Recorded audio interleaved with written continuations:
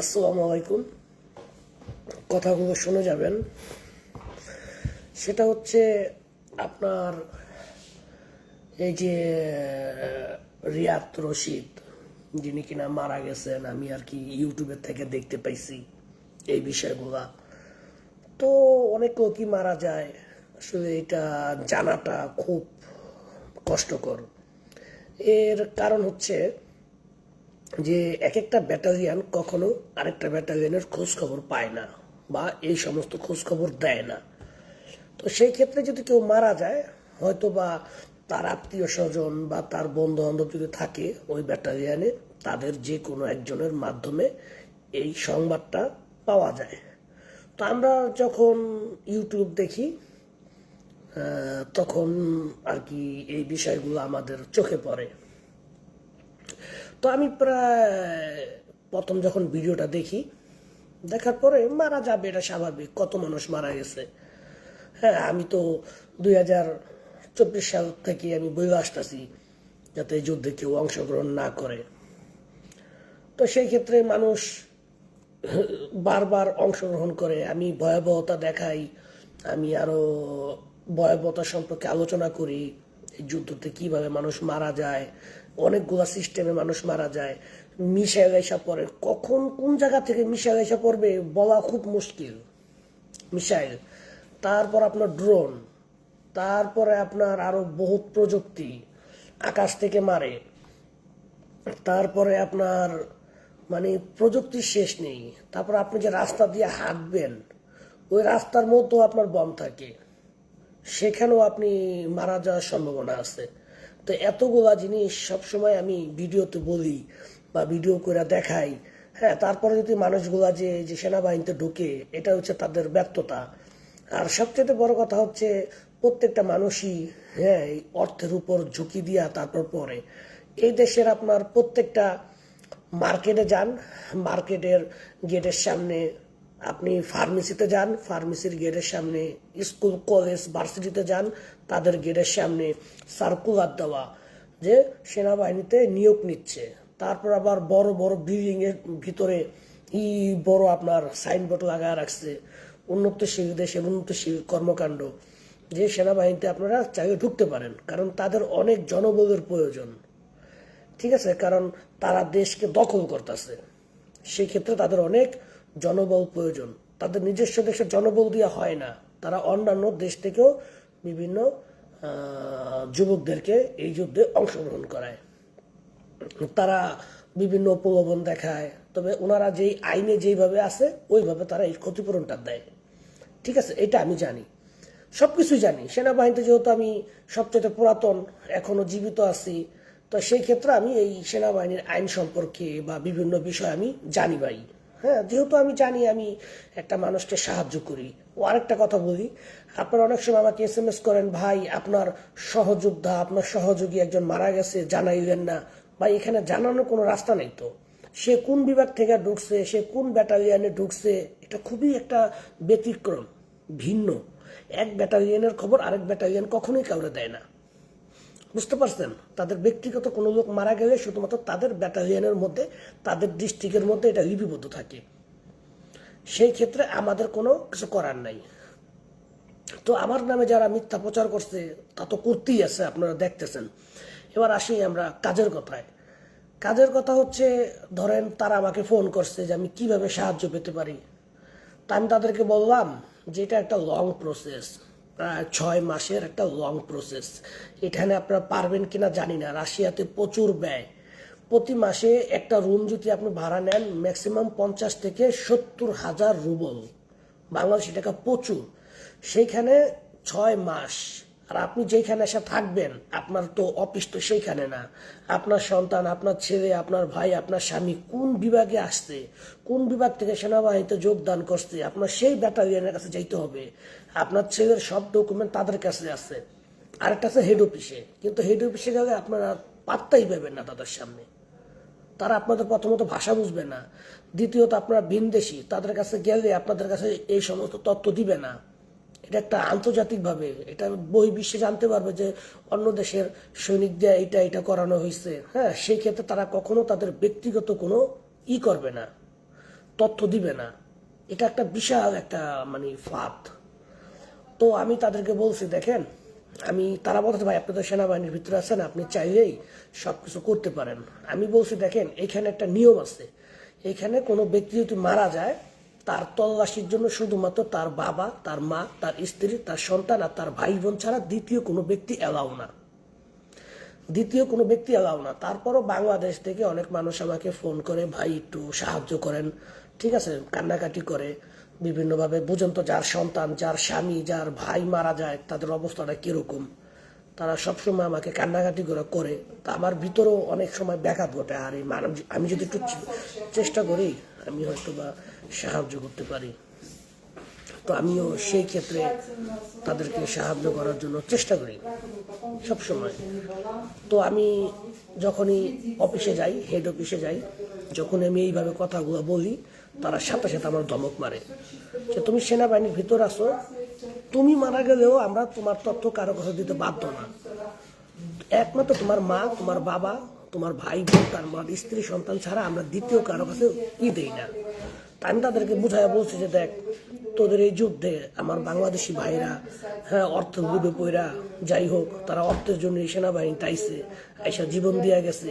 তো সেই ক্ষেত্রে একটু সাহায্য কর।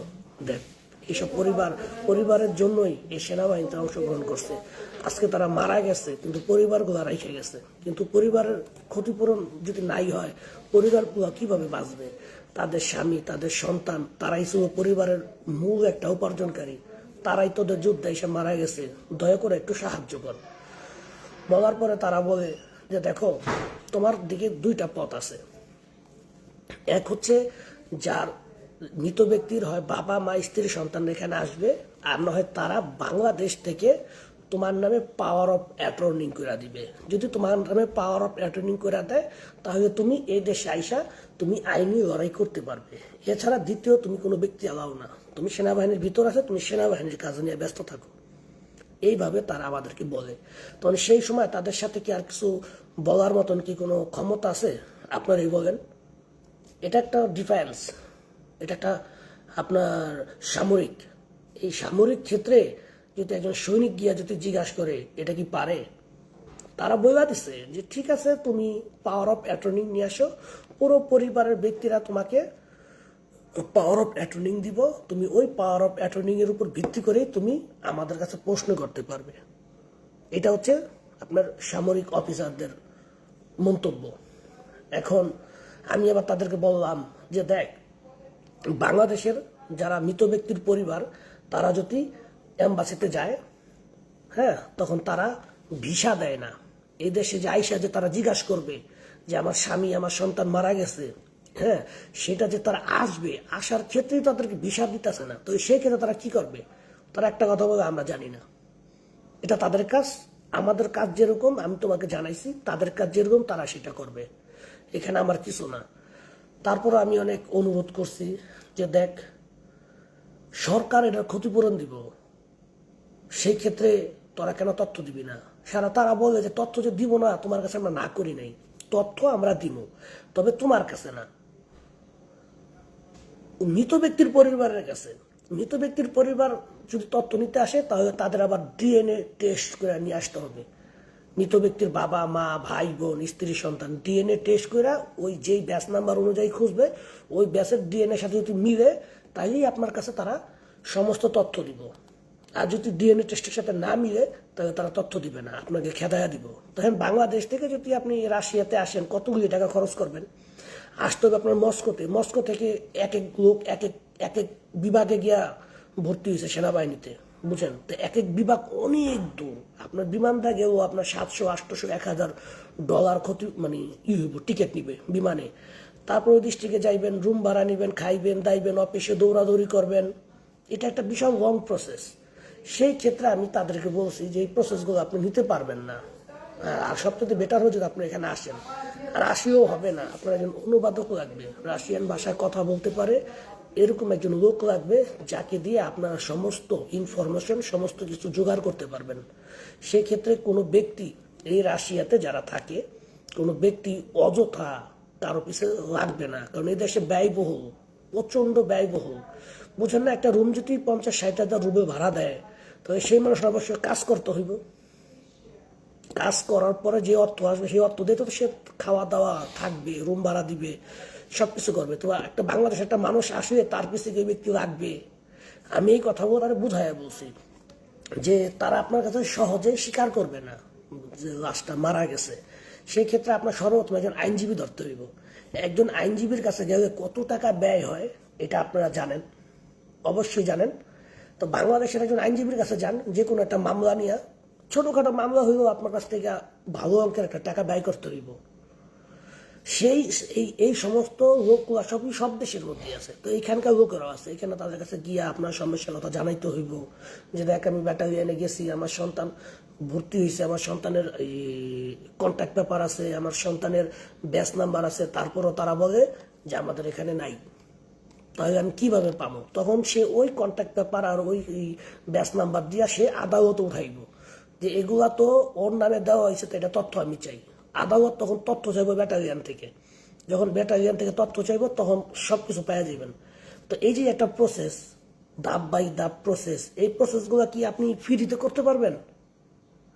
এটা কি আপনার বাংলাদেশে ঢাকা, যে ঢাকার মধ্যে বসবাস করবেন, এইখানে করে গেলেন, এখানে মৃত ব্যক্তির জন্য মৃত সার্টিফিকেট আনতে হইব আবার সেই যুদ্ধের ময়দানে গিয়া, যুদ্ধের ইউনিটে যে ইউনিটে সে ছিলেন ওইখান থেকে আপনার যুদ্ধের একটা সার্টিফিকেট আনতে হইব। তারপর মারা গেছেন যে লাশটা যে হেড অফিসে পাঠাইছে সেখান থেকে একটা সার্টিফিকেট লাগবে। এত কিছু করতে গেলে প্রচন্ড ব্যয়বহুল, প্রচন্ড ভাই। এগুলো আর কি আমি জানি।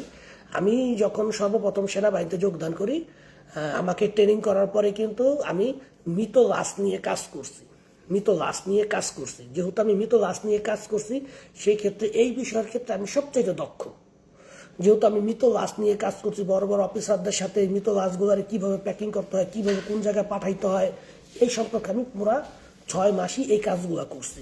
আপনারা কিন্তু দেখছেন। তারপর 6 মাস পরে ওইখান থেকে আমাকে বহিষ্কার করে আমাকে ডাইরেক্ট ফ্রন্টে পাঠায় দেয়। এই ফ্রন্টে যাওয়ার পরে কিন্তু শেষ 1 বছর আপনারা সবকিছু দেখছেন, ঠিক কিনা? এখন কি বলবো ভাই, আমি যতটুকু পারি মানুষকে মানে সঠিক তথ্য দেওয়ার চেষ্টা করি। আর বাস্তবতা এইটাই, এর বাইরে কোনো কিছু হবে না, এর বাইরে কোনো কিছুই হবে না, 100% ধরে রাখেন। কিন্তু ওই যে মোহন মিয়াজি আমাকে হোয়াটসঅ্যাপে চ্যাট করে যে কিরে তোর কিরকম দিলাম, শিক্ষা হয়েছে, পেট বেড়া খাইছস, তুই আরো অপমান হবি, এইভাবে সে আমাকে ঠেট দেয়। তা কি করুন বলেন ভাই? এখন কিছু কিছু অনুসারী লোক আছে, হ্যাঁ ওর কথা শুন না, ও একটা ভিডিও ছাড়ছে, আপনারা শুনবেন, ভিডিওটা সম্পূর্ণ শুনবেন, তাহলে দেখবেন এখানে আমার দোষটা কই। আমি এখানে দোষটা কোথার থেকে আইছে আপনারা নিজেদের হাতে বিচার দিয়া দিলাম। হ্যাঁ, আমি ধরেন আমি আপনাকে দিয়ে একটা কাজ করাইলাম, আপনি চাকরি বাকরি ছাইরে আসি, তারপর সে কাজটা করতে পারবেন? বলেন। তারা আমার কি হয়? কেউ না, কিন্তু তাদের কাছে আমি সঠিক একটা তথ্য দিচ্ছি, কিভাবে কি করতে হবে এই তথ্যটা আমি তাদেরকে দিয়ে দিছি। বরাবর না হইলেও মানে লাশের যখন স্বীকারোক্তি পাইব যে হ্যাঁ লাশটা আসছে, তখন থেকে তার 6 মাসের যদি একজন বাংলাদেশের মানুষ যদি একটা বাসায় থাকে, তার কত খরচ, তার কত কিছু আছে কোন। তো এই বিষয়গুলো আমি তাদের কাছে বলছি। তারা আবার ওই মোহন মিয়াজির কাছে ওই ভয়েস রেকর্ড কইরা দিছে। মোহন মিয়াজি দেখাইছে, জনগণে দেখাইছে, তা আমার ভালো হয়েছে যে জনগণগুলো আমার কথার মুভমেন্টগুলো আর তাদের কথার মুভমেন্টগুলো জানতে পারছে। আর ও নিজের শিক্ষা, ও কিন্তু জানেই না, ও ছিল লেবার, ও এইসব বিষয়ে ওর কোনো আইডিয়াই নাই। ও আমার কথার উপরে শুই না, ও বলছে যে হ্যাঁ এই প্রসেসটা এইভাবেই হয়। যদি প্রসেসটা যদি এইভাবেই হয়, তাহলে তুই আবার আমার নামে বদনাম করস কেন? ঠিক আছে, আপনারা সবাই ওর বয়সটা শুনবেন, তাহলে বুঝতে পারবেন। ও আমার প্রত্যেকটা কথা স্বীকার করছে যে হ্যাঁ বিষয়টা এরকমই হয়, ও নিজেও জানে না। তো যাই হোক ভাই, আসলে আমি মাঝে মধ্যে যে ফেসবুকে একটা পোস্ট দিছি যে কেউ যদি তোমার নামে বদনাম করে, তুমি কানের ভিতর 2 আঙ্গুল দিয়ে বন্ধ করে রাখো। হ্যাঁ, তো আমি সেই ক্ষেত্রে আমি কাউকে নিয়ে কিন্তু আমি পর্যন্ত কোনো ভিডিও তৈরি করি নাই, আমার প্রয়োজন নাই, আমার দরকার নাই, ওরা যা করার করুক। আর কিছু মানুষ আছে বোঝে না, ওই আইসা আমার কমেন্টে আজে বাজে কথা বলে। ঠিক আছে। আর একটা মানুষের পিছে যদি আমি আমার চাকরি ফাওয়া দিয়ে আসি, হ্যাঁ, এক ডিস্ট্রিক্ট আরেক ডিস্ট্রিক্টে আমার যাইতে হয় আসতে হয় যাইতে হয় আসতে হয়, ওটাকে আমার পকেট থেকে দিব? আমি তাদেরকে সঠিকভাবে বলছি যে দেখেন, যদি আপনি যদি আমাকে কাজটা যদি করান, আমার কাছে বলছে ভাই আপনাকে হেল্প করেন, আমি বলছি যে আপনি আমাকে করেন, তাহলে যে আমি যে সেনাবাহিনী থেকে আমার আসতে হবে, আবার এক ডিস্ট্রিক্ট আরেক দেশে যাইতে হবে, এই ভাড়া কে দিবে? থাকা খাওয়া কে দিবে? এই যে আইনজীবীর টাকা কে দিবে? একজন অনুবাদের টাকা কে দিবে? এই ফাইল ওই ফাইল এসব কে দিবে? আমি তাকে এই কথাগুলো আমি তারে বইবা দিছি, স্টেট বলা। ঠিক আছে, এখানে এমন হইতো, সে যদি আমার ব্যাটালিয়নে মারা যেত, আমি সাথে সাথে কমান্ডারকে দিয়া আমি হয়তো বা সাহায্য করতে পারতাম। তারা মস্কো ব্যাটালিয়ন, আমার এখান থেকে 1200 কিলোমিটার দূরে মস্কো ব্যাটালিয়ন, সেইখানে কিভাবে আমি এই কাজটা করতে পারি কোন? যাই হোক, যারা আজে বাজে মন্তব্য করতেছেন তাদেরকেও ধন্যবাদ, আর যারা আমার ভিডিওটা দেখতেছেন তাদেরকেও ধন্যবাদ। আপনারা অবশ্যই সঠিক যে জিনিসটা বাস্তবতা সেটা নিয়ে থাকবেন, যেটা মিথ্যা ওইটাকে বর্জন করবেন, আর যেটা সত্য সেটার পাশে থাকবেন। ঠিক আছে, আমি আসলে সবসময় সত্য নিয়ে থাকতে পছন্দ করি, মিথ্যার কাছ থেকে দূরে থাকি। এইটাই, কে কি বলবো আমার দেখার বিষয় না। তবে আমি চাইছিলাম যে বাঙালিদেরকে যারা মারা গেছে তারা যদি আমার সাথে যোগাযোগ রাখে, আমি প্রত্যেকে সাহায্য করুন, কিন্তু একজন ব্যক্তিকেই আমি শুধুমাত্র উপায়গুলো বইয়া দিছি কিভাবে কিভাবে, হ্যাঁ, তাতেই আমাকে জটিল ভালোবাসা দিয়া দিছে। এই ভালোবাসা নিতে পারি নাই, তাই আমি আর কখনো কোনো বাঙালির কোনো কাজে সাহায্য করুন না। ঠিক আছে, যেসব বাঙালিরা মারা গেছেন তাদের যে হাত দুইটা ধরছি, তারা যাতে কখনো আমাকে আর ফোন না দেন। ঠিক আছে, কারণ আমরা বাঙালিরা বাঙালির শত্রু। পৃথিবীর মধ্যে কোনো জাতি কারো কাছে বলে না যে আমরা বাঙালির শত্রু, শুধুমাত্র আমরা বাঙালিরাই বলি, এই যে এইসব ঘটনার কারণেই। ওকে ভাইয়া, তবে এতটুকুই। যারা খারাপ কমেন্টস করতেছেন তাদেরকে ধন্যবাদ দেই, আর যারা ভালো করতেছেন তাদেরকে অসংখ্য ধন্যবাদ। তো এই কথাগুলি আমার ছিল ব্যক্তিগতভাবে, আমি বইবা দিচ্ছি, বাকিটা আপনাদের হাতে।